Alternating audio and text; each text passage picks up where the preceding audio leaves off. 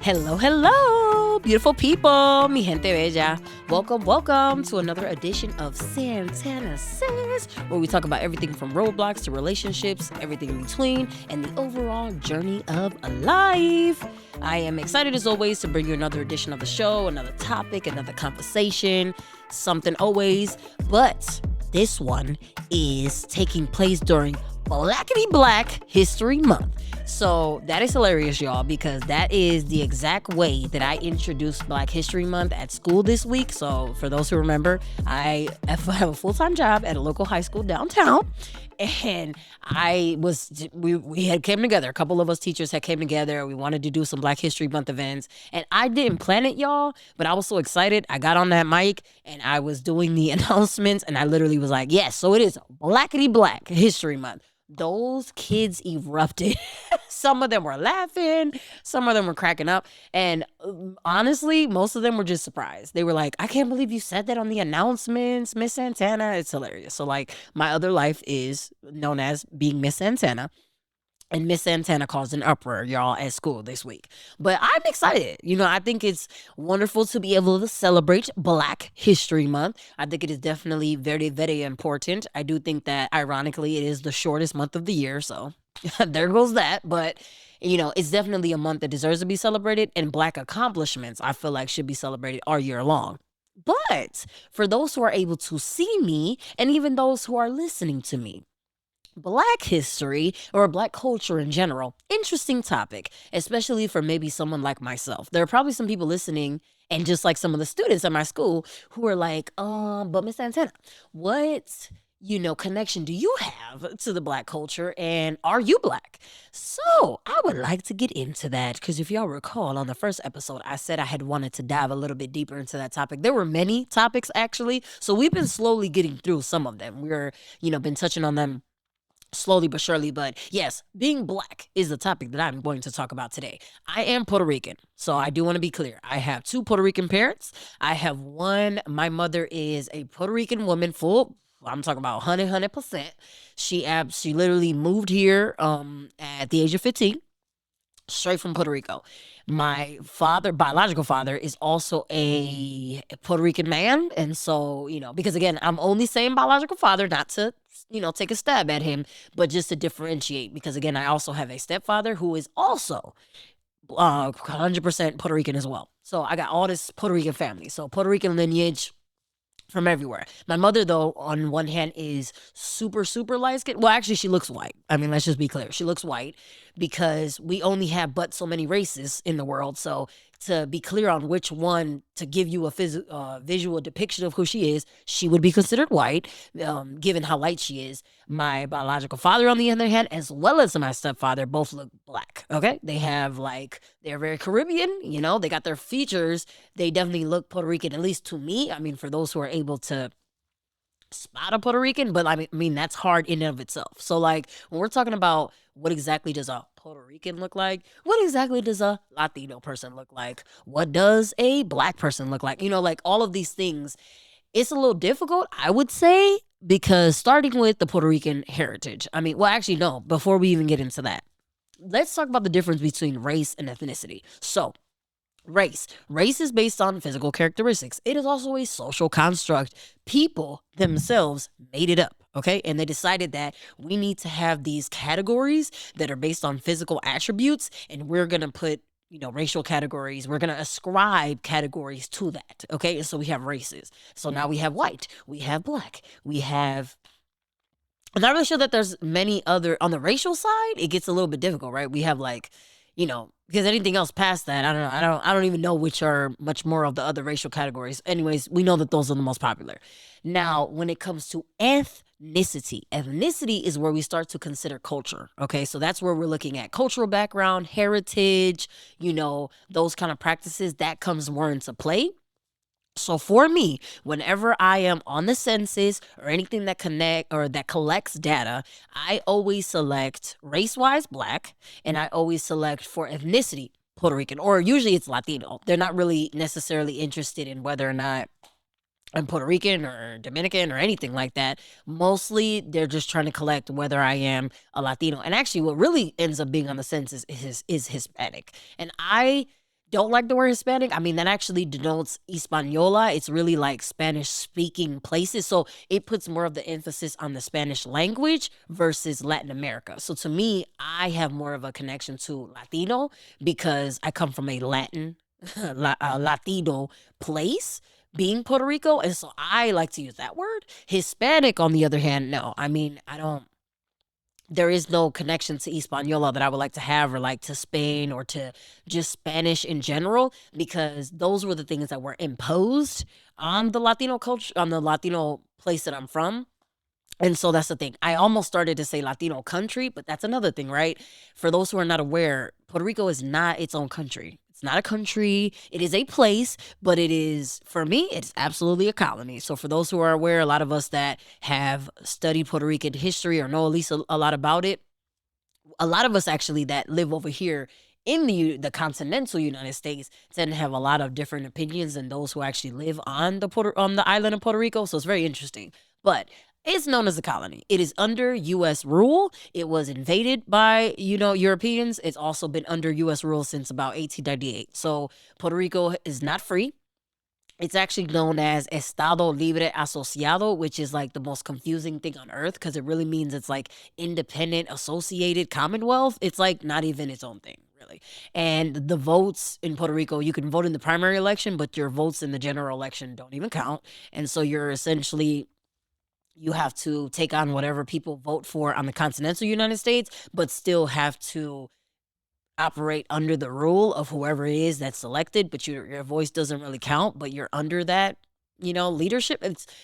It's interesting nonetheless. And so I have, a lot of feelings about that.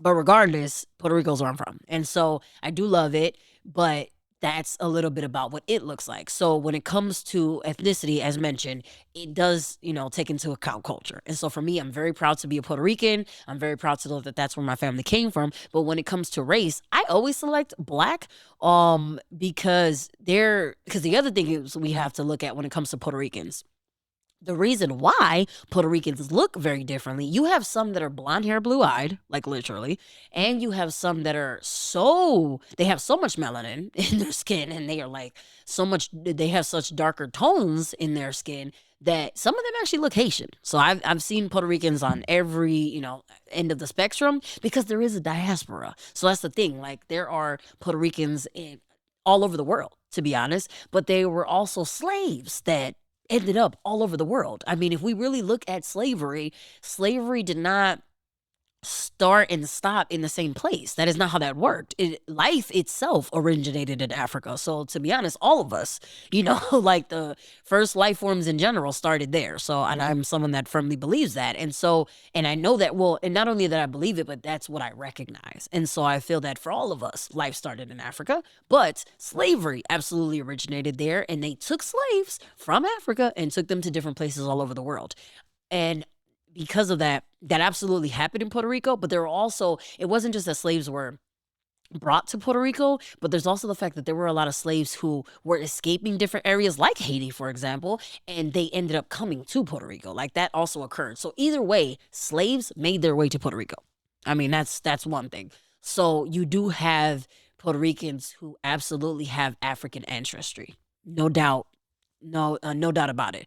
The other things that Puerto Ricans are actually mixed with is also Taino. So Taino is the native inhabitants of what is now known as Puerto Rico, but what they used to call the island of Borinquen. And actually, I don't even know that they call it the island of Borinquen. It was just simply known as Borinquen, and it was spelled Boriken.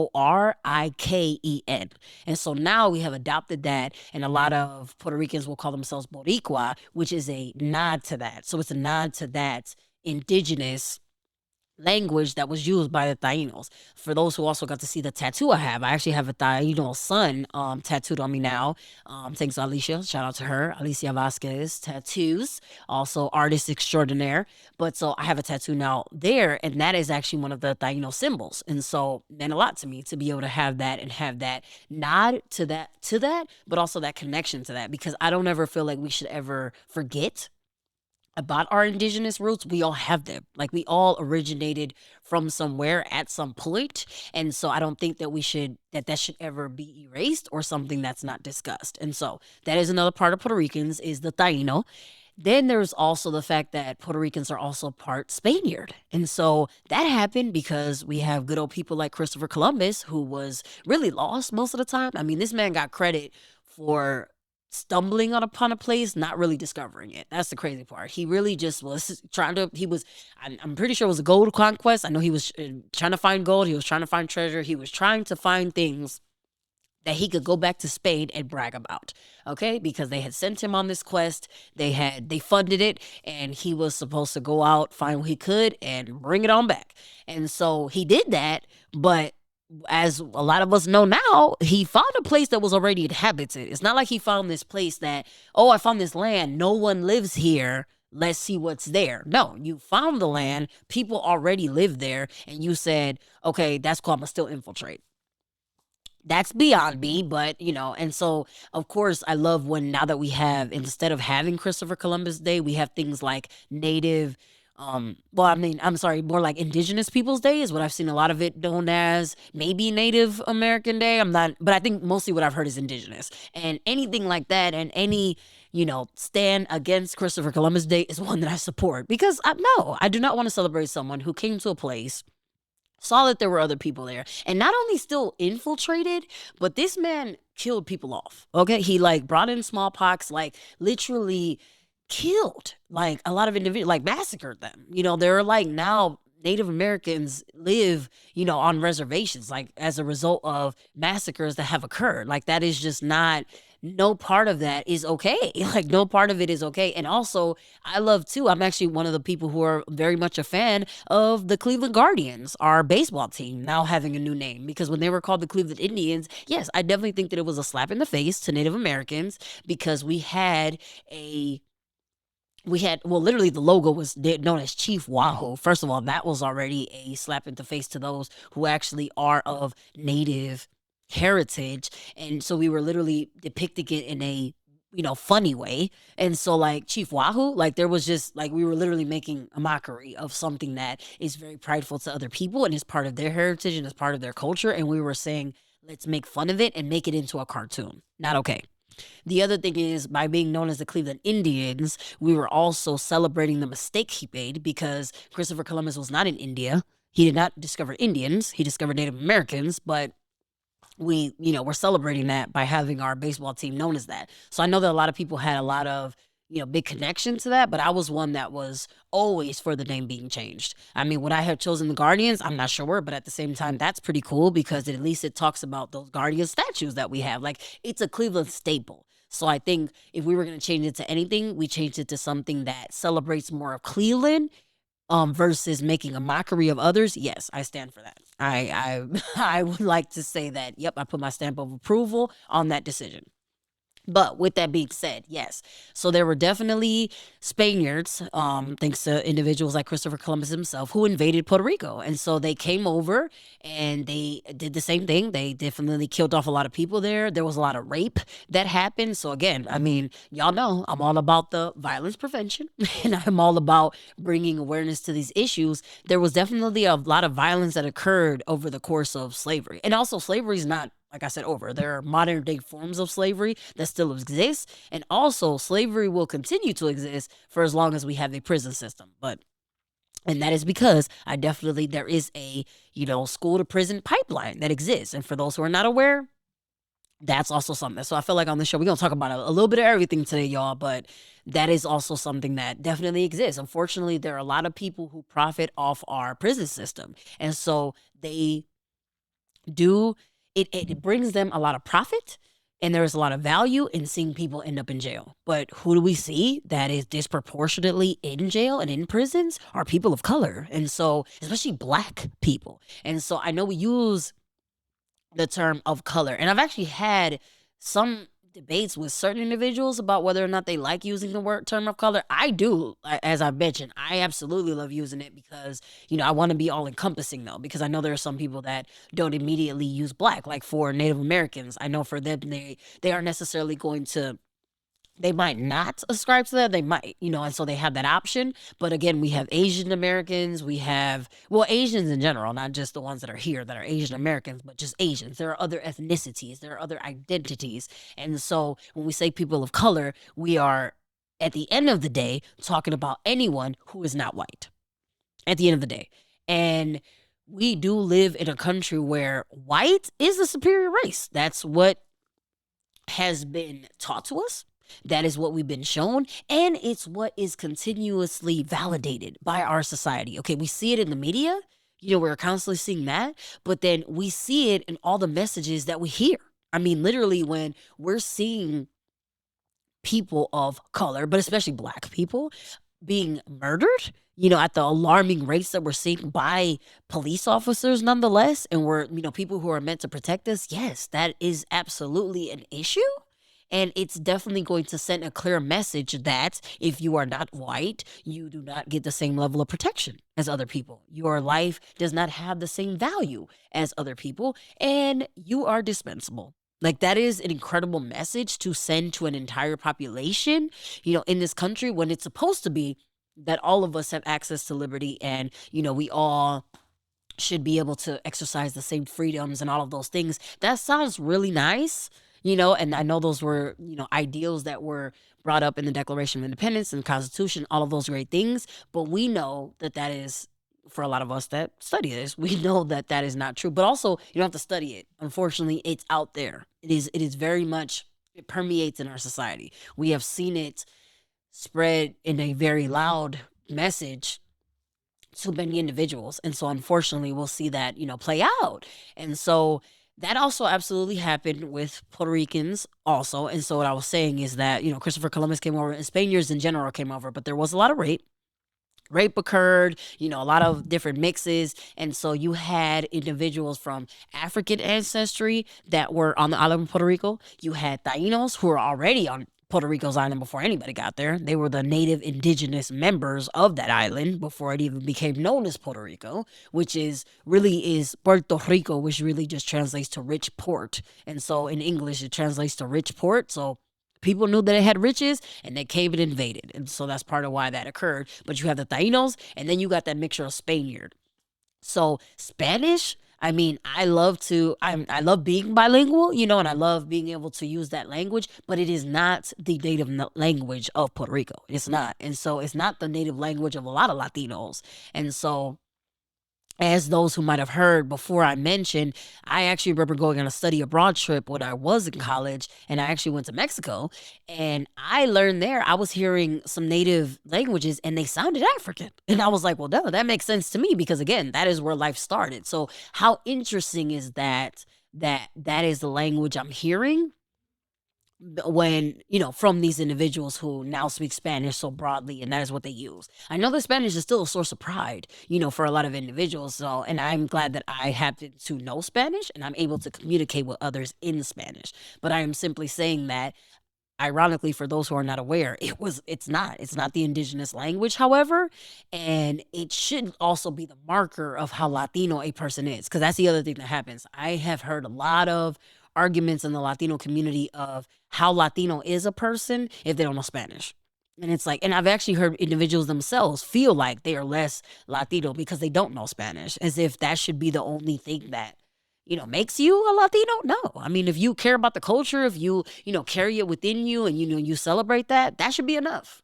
That should be enough. I don't think it should be based on what language you know, or, how you speak it, or anything like that, especially when that's not the first language that we ever had, so that is, I'm telling you. But speaking of that, when I went to Mexico, the other thing that happened was we did have somebody on the trip. I remember very vividly that there was somebody that came on the trip with us, and she had a lot of melanin. She was definitely one of the darker person, what I'm saying, that was on that trip. She was dark skinned. And so she had darker skin. And so visibly, not only is she black, okay, but she clearly, like, is visibly black. Like, it's something that's obvious. It's not like she would ever be able to move through the world as anything but a black person. Okay, so that's number one. Number two, though, we're on this trip.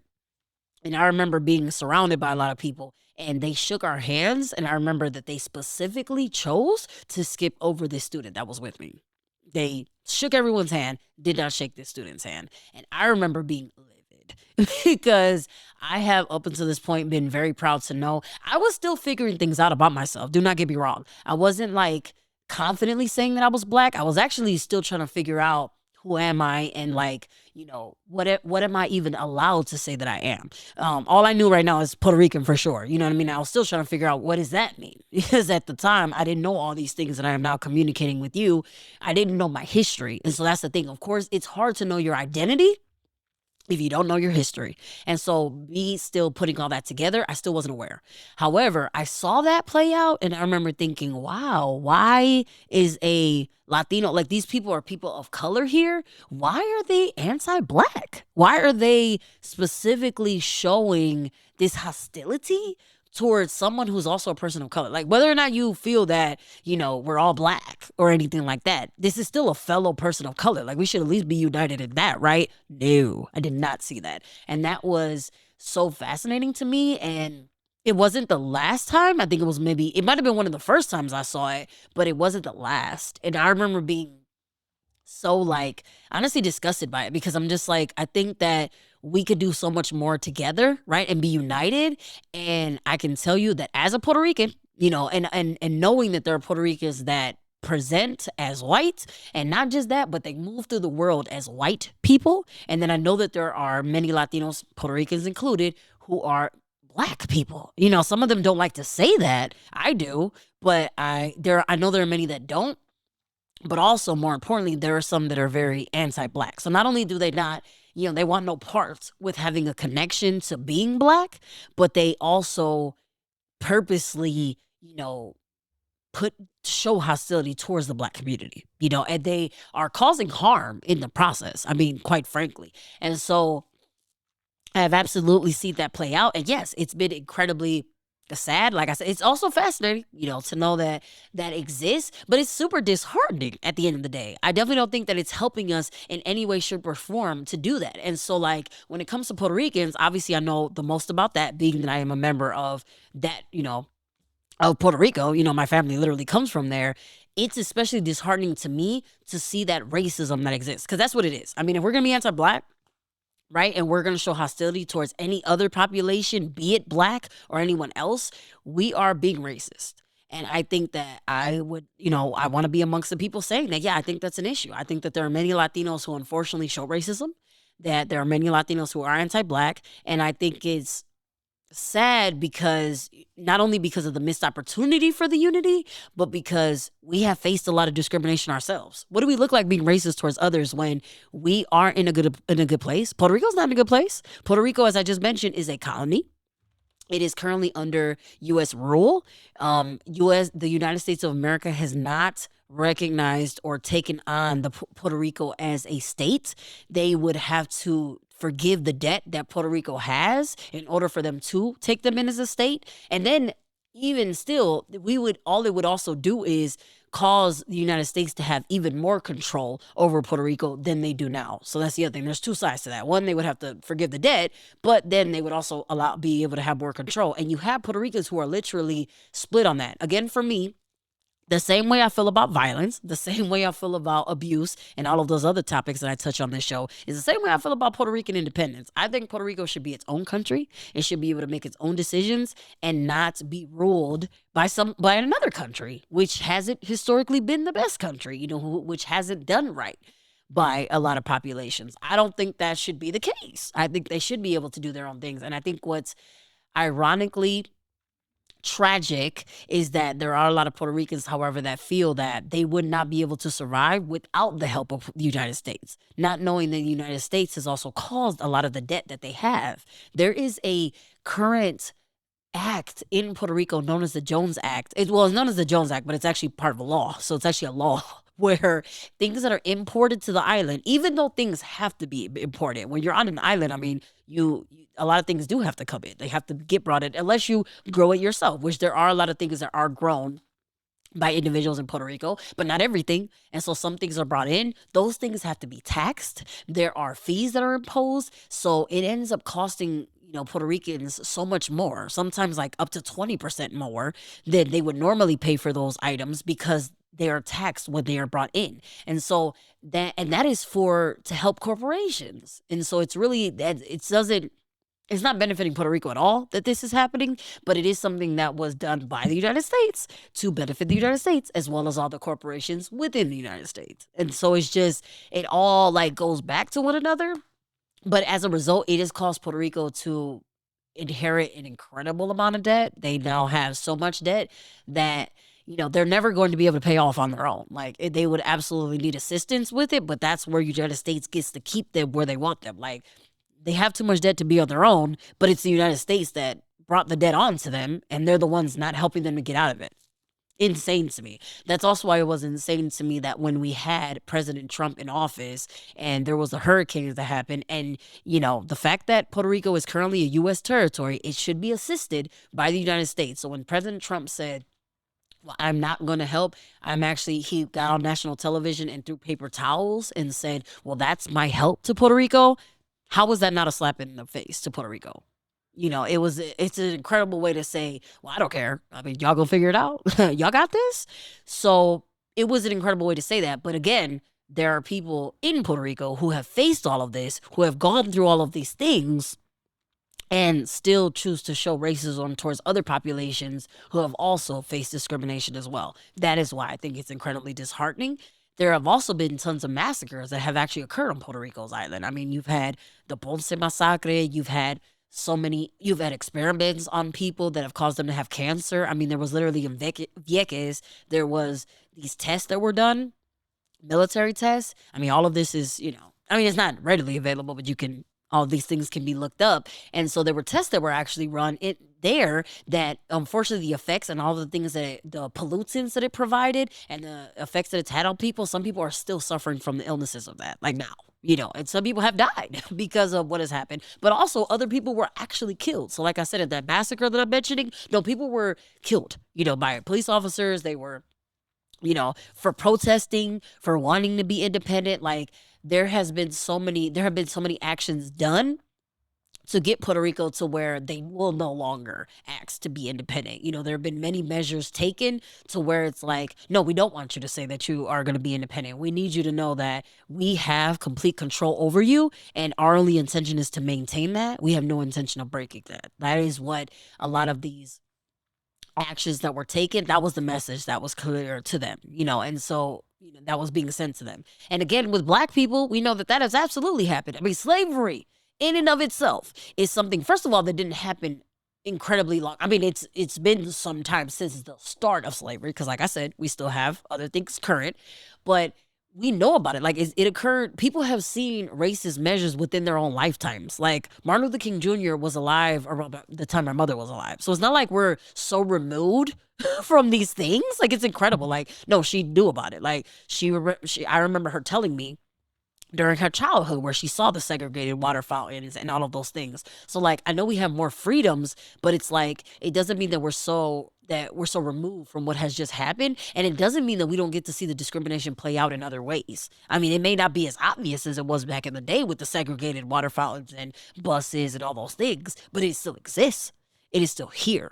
And so it is still a problem, so that's really what the main thing is that, is it an equal opportunity for everybody that is in this world? And like, does everybody have access to the same freedoms? Absolutely not.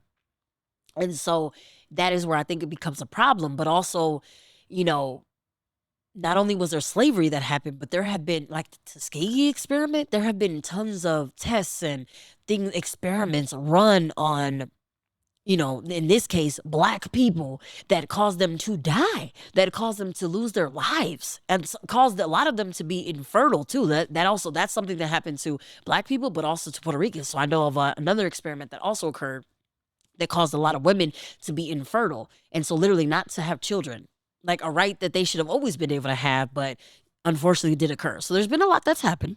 There's been a lot of discrimination passed, and I just feel like we are doing ourselves an incredible disservice when we don't honor that, and when we don't, not just honor it, but just recognize it, that it even exists. Because of course I don't want to honor it. I don't want to celebrate that, but I do want to recognize that it happened, and I do want to make it very clear that as a result, do I think that Black people are on an even playing field as white people?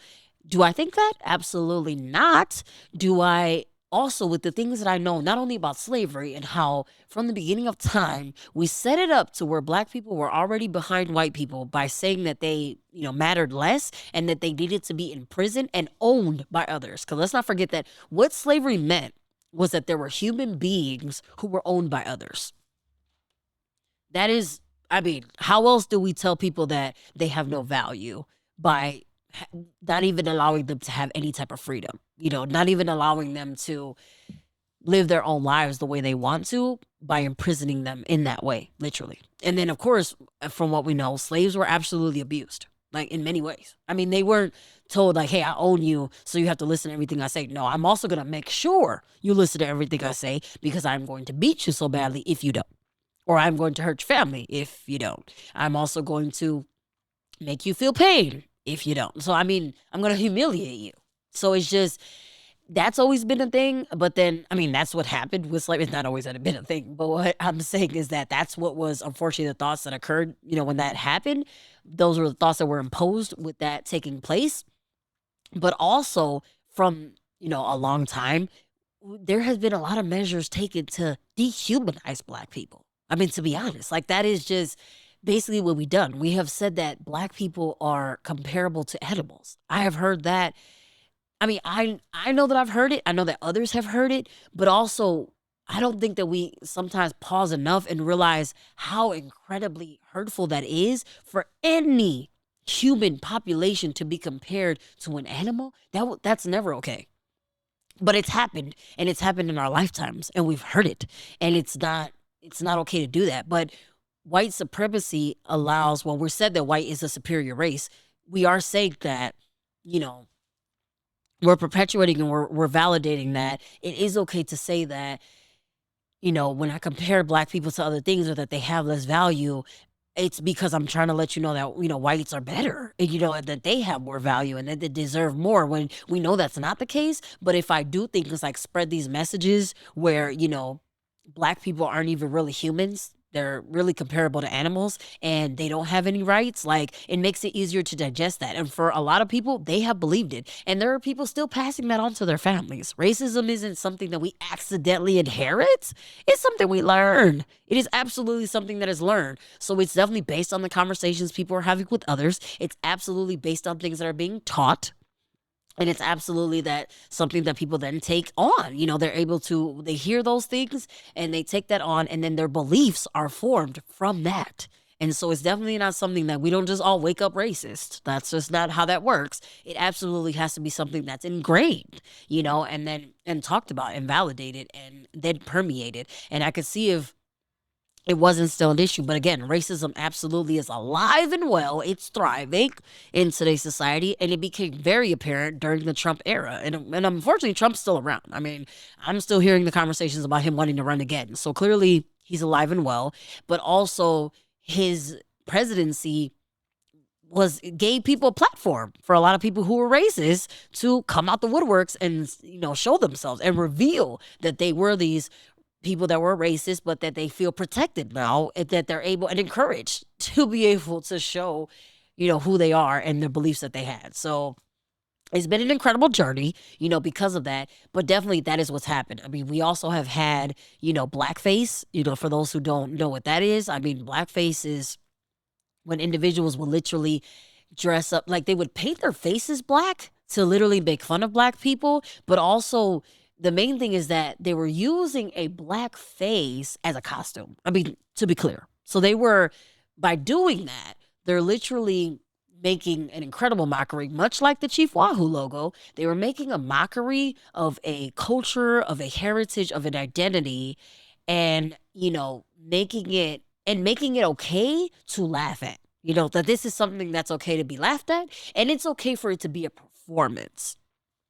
And that is just incredible to me that any population should ever be the case. So when I remember there was this one brand that came out, I believe it was Gucci or, one of those that did the same thing. Like they had these, in their brand, they had also where it essentially depicted blackface as well. Yes, there was an outrage because of that. Yes, that is a big deal. Because no, it's not okay to put on someone else's, a different skin tone other than your own as a costume. And again, make a mockery of another culture. No, we don't get to do that. That's not how that works. No, it's not okay. And no, we cannot just wear that and make it seem like that's okay to do. Cultural appropriation is also not okay to do. So it's not okay to make fun of other people's cultures, poke fun at them, and to take it on as this as a disguise. So I mean, I know that that's also happened for those who are also not aware of cultural appropriation. That is taking on someone else's culture, or like, for example, like acting like a rapper or dressing up as a rapper or like as a hip hop artist, during Halloween, and just using that, like taking on someone else's culture that is not your own, but also using it performatively too. Like you're using it as a performance, you're putting it on as a costume, and you know that it's not yours, but you are, putting it on as if it was, but also making fun of it in the process. Cultural, I mean, appropriation definitely does that, but and it's just never okay to do that. And so we know that those things unfortunately happen too. And so we've had all of these things, but at the end of the day, sending a message that black people are less than, and not only that, but that it's not going to be the winning thing to be a black person. You know what I'm saying? We made it to the point where it's like nobody's fighting to be black. You know what I'm saying? Nobody is out here like, if I had all the choices in the world, I'm gonna choose black. Like, it's not the winning thing in our country, unfortunately. It comes with a lot. But that's the thing, right? This isn't a choice. Like, those who are black, who have African ancestry, who have melanin in their skin, who, do that, it's not that people are just choosing to be black. It's who they are, And so it's an identity that they adopt. And for me, like with the melanin that I have in my skin, with the African ancestry that I know I have, with the black father, because my father, absolutely, you see him, that man looks black. He wouldn't be able to move through the world and say, you know what, actually I'm brown, so like relax, bro. Like if he was pulled over by the police, I don't believe he would actually be able to say like, well, actually I'm not black, I'm Puerto Rican, so nah, you keep it moving. Like, that's not how that works. He's still going to get racism, and actually, he did. So, like, I actually recently learned about this, but he used to be a school bus driver, and he absolutely was called the N word before. There was nobody that paused and said, well, actually, nah, he's Puerto Rican. You don't call him the N word. He different. That's not how that worked. They called him what they saw, a black man in society. He was not able to get away with being called anything else. And I did see someone who shared on social media that were like, interesting that we use the word brown when we really want to say black. Now, I also get that. I've also seen brown used in an empowering way, right? So, like, there's also some people that like to use brown because, it is a different skin tone, and also because, I do love the song "Brown Skin Girl," by Beyonce and Blue Ivy, her daughter. And like, I love that, we use it for those. And I do know that there are certain Latino cultures that do love to use brown to like just denote that there's at least some mixture. But my only thing with the brown is that I don't want the emphasis to be so much on brown that we're missing black in the process. Because my thing is, there are black Latinos. There are, because in order to be black, you're saying that you have African ancestry, and you're saying that that you're recognizing that. And that's why you're saying that you are race wise black, and then that you just so happen to come from a certain place. Like in my case, I feel that I'm very much a black person who speaks Spanish and who is Puerto Rican. Just like, black people who may come from Jamaica, or black people who may come from, other Caribbean islands or Dominican Republic or anything like that. And that's actually what was interesting to me, is that when I was growing up, when people would see me, because they would see the melanin, and so like I'm not white. I mean, at the end of the day, I would not be able to move through the world as a white person. Clearly, for those who can see me, I have color, y'all. And those who are listening to me, I have color. Okay, I have curly hair. I have, definitely some color to me. I would never be able to move through the world as a white person at the end of the day. Okay, so that's one. But regardless of that, I definitely feel that, black is definitely, the race that I'm gonna make sure that I, select, because I don't think that it's right to have this separation and make it seem like black Latinos don't exist. And so that's always been my big thing, is that I love too when I know that there was a movement that came out when the Black Lives Matter movement came out, and we said that there was a lot of Latinos who said that, they're Latinos for Black Lives Matter. Like, we want to support this movement. Okay. But what I also needed to be clear is that there are Black Latinos. So I don't want us to miss the point that we're not recognizing that there are Black Latinos. They're not brown. They're not any other color. They are Black. They have African ancestry, and that is why they have melanin in their skin. Like, they're absolutely what they are, and I don't want that to be missed in the midst of all of those other things. So that is where I sometimes find issue. And the other thing is that whenever I was growing up, as far as role models are concerned, I didn't always connect with a lot of the Puerto Ricans or Latinos that I saw. I mean, no offense to Jennifer Lopez, for all the Jennifer Lopez fans. Hey, shout out to y'all. But I didn't identify with Jennifer Lopez. So when I was growing up, I saw her. I think she's dope. I think it's great that she has a natural body. I thought these were good things that I did think were positive about her. But skin tone wise, I was like, she looks white. I mean, she has more white than anything. And I mean, she doesn't, she's lighter. And so, like, where do I fit in that? You know what I mean? Like, where do I fit with all, the melanin that I have? And, where do I play a role in that? Like, how do I connect to her when I don't feel that connection? And she was one of the main, Puerto Ricans. We've had others since then. I don't know that they are at the same level as someone as Jennifer Lopez, because she's more of like a household name. That's my thing. Like, when we say people like Jennifer Lopez, when we say people like Beyonce, a lot of people know who those people are. Like, their fame is that widespread. And so a lot of individuals now that I connect with are not at that same level, but I'm glad that we have others, because I mean, and a lot of these women now that I connect to, at least for myself, they're known as Afro Latinas. And so it's not just, it's not just that they're Black, it's not just that they're Latina, but they use the term Afro Latina to make it clear that it is a nod to their African ancestry. It's a recognition of that African ancestry, and it's not ignoring that African ancestry, because that's always was big for me. What we're not going to do is ignore it. We're not going to act like we don't have African ancestry. We're not going to act like we didn't descend from Africans, that we don't have African descendants, and that we are not, that is not where our heritage come from, and that's not where our culture come from. So that's a big thing for me. So yes, Afro-Latina is also a term that I use quite often, and I love it because growing up, as I mentioned, for those who would see me and they at least did see the melanin in my skin, they would automatically think that not necessarily that I was Black, but they would say Dominican. They're like, oh, well, you got to be Dominican. You must be Dominican because I see the curly hair, you speak Spanish. And so that was interesting to me, because there are Dominicans that are dark.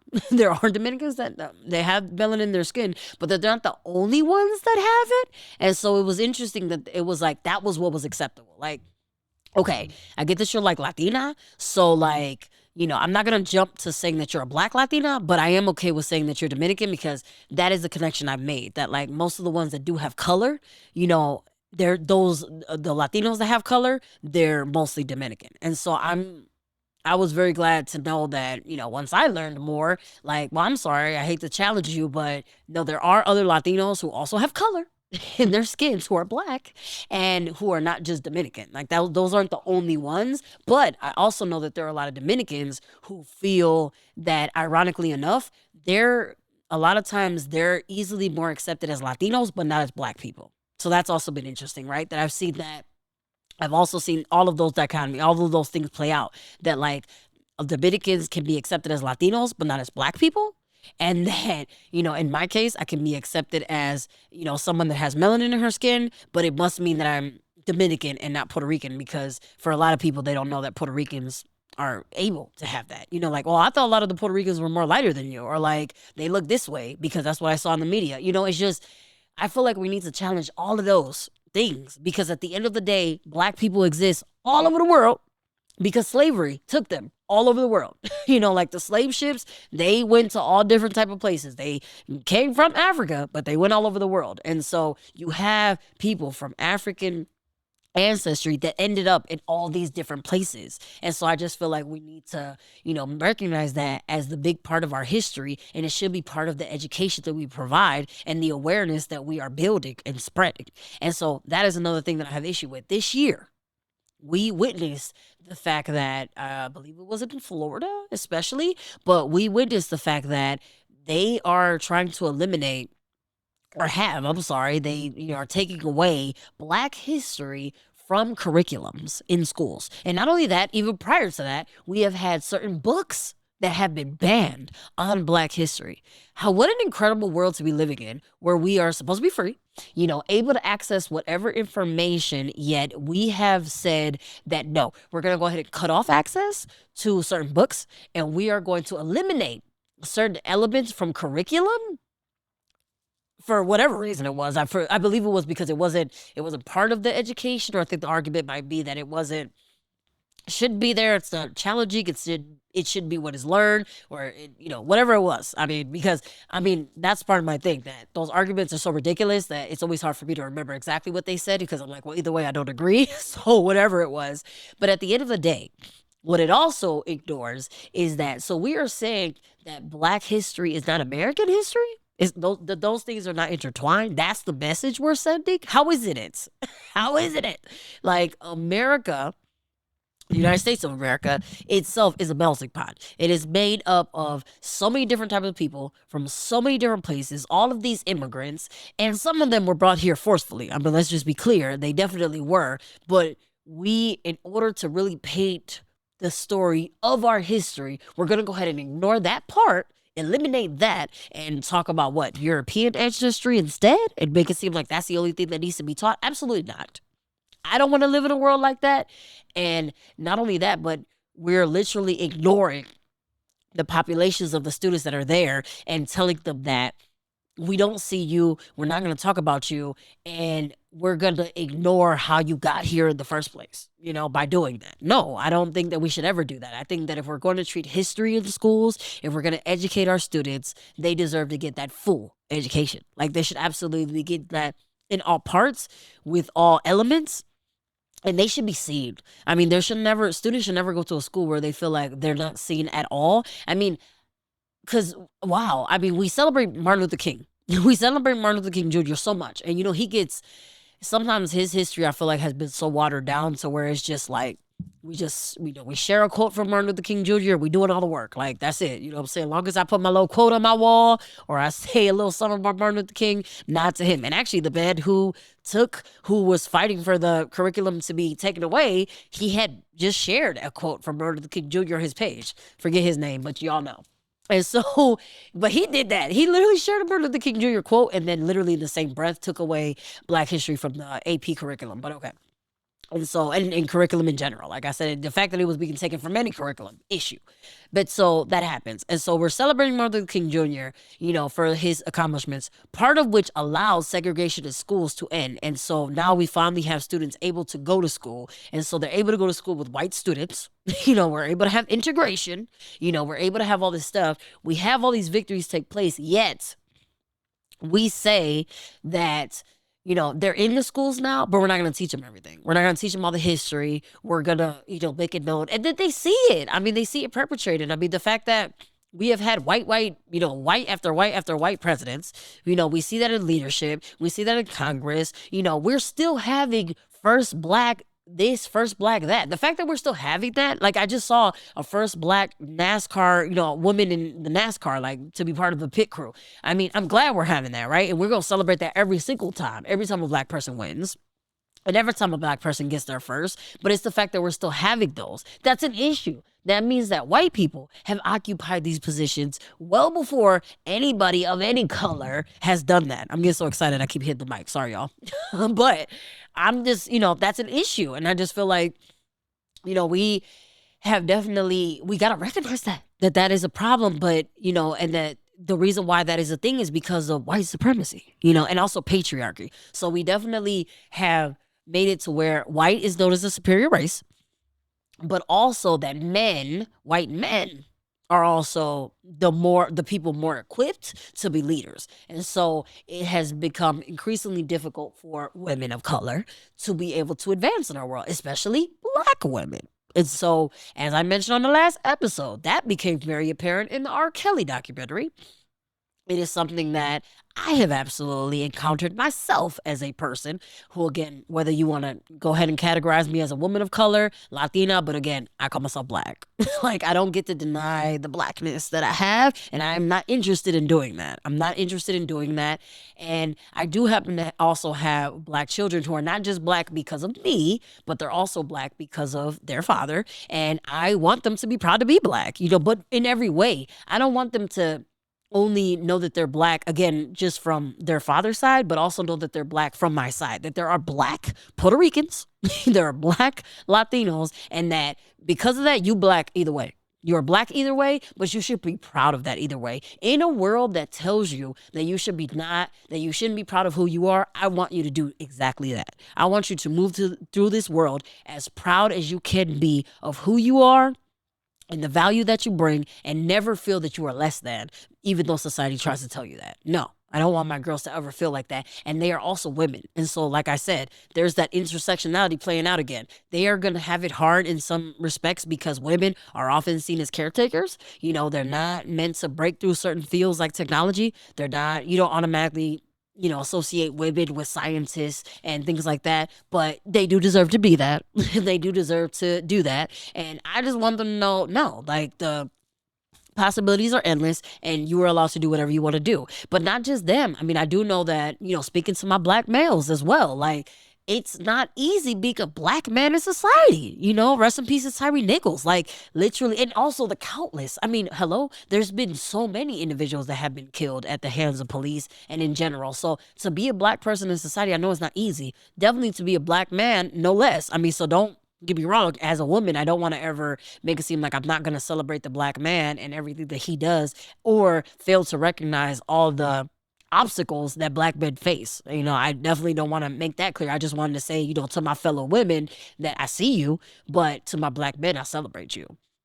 And you are valuable. And even though our society has tried to make it seem like you're not, you are. And, men especially also face a lot of mental health issues. They are constantly persecuted, and all of these messages being sent of them being less than and not valuable have absolutely played a bit toll on mental health. And so there are a lot of black men who feel that they are not allowed to be vulnerable, that they are not allowed to show emotion, and that, there are a lot of people who don't care about them. How often is that the case in my high school, where I have seen that, so many students, even at the high school level, who literally, that is the kind of conversations, the heartbreaking conversations I have with them. I can't tell y'all how many times in a week I'm constantly having to remind my black students, our black students, about how much they matter.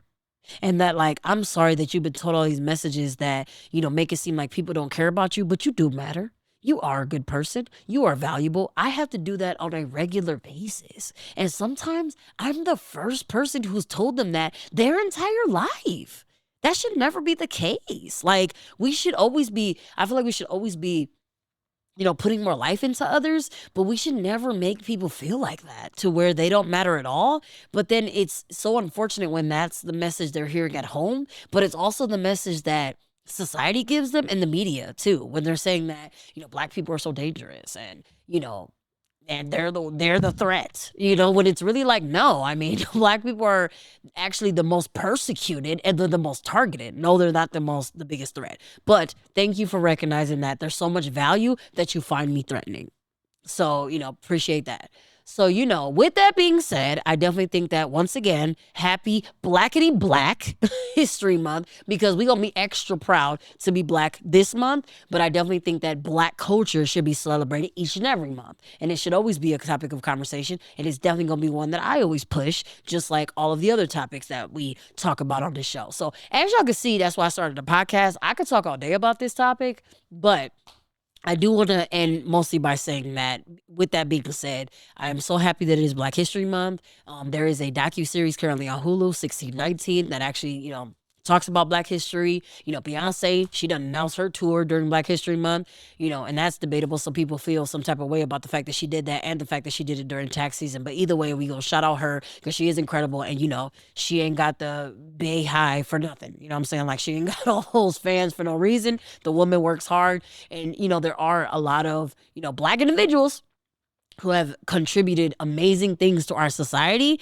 And, we should always take any opportunity we can to celebrate them, give them their flowers, and, let them know how valuable they are to each and every one of us. And so to any listener, and anyone who took anything away from this, I appreciate it, because I just think we can't get enough, right, of being able to spread these messages, talk more about these things, and really make it known how much these things, are, how important they are, and just how valuable we need to be able to put to them. But also, I haven't shared a poem in a while, so I'm gonna end with this. But it is titled Black Lives Matter, and I actually made it specifically around that time. So, my heart is heavy, words don't suffice. How was it not enough when we witnessed the murders of Trayvon Martin and Tamir Rice? The list continues to grow, right along with our pain. The media and false narratives make it hard to stay sane. I wish I could say that this was a new discovery, that I made this back in 2020, that 2020 was the first time, but Emmett Till can tell you otherwise, along with all the other names that aren't mine. Each person was significant. They did not deserve to die. But other individuals decided to ignore that and leave the rest of us wondering why. Why are you so threatened? Why do you lead with evil and selfish gain? Why are you still defending your actions despite hearing the screams of our pain? We can't breathe. We can't kneel. We can't hurt. We can't heal. You find it problematic that we cry out and would prefer that we live in fear. None of that has stopped us from fighting. We are united in our grief. We recognize our value despite your small-minded beliefs. You can't destroy people that deserve to be alive. You can't send out your troops. You can send out your troops, but we still find a way to survive. Black lives have never been less than. They have always been more than enough. I applaud the power and passion of this movement and hate that the battle has been so rough. Even if others won't say it, you will always hear it from me. Your life matters, and we won't stop fighting until you're free. And so, with that, thank y'all, as always, for listening, for tuning in, for supporting, for sharing, liking. I don't care, whatever you're doing. I've been having tons of conversations on and off the air about the show. It's been, people have been asking me for advice on things. Hey, I don't know everything, but if I can help you, I would love to. So please always feel encouraged to reach out, whatever we can do. And let's just band together, because as long as we're trying to create more change and help more people, I'm all for that. And if I can assist you with that and, grow that, I always want to. So please, thank you not only for tuning in today, but also tune in every other Friday, where we're going to keep doing it each and every day. And let's celebrate Black History Month, not only this month, but every month of the year. Thank you.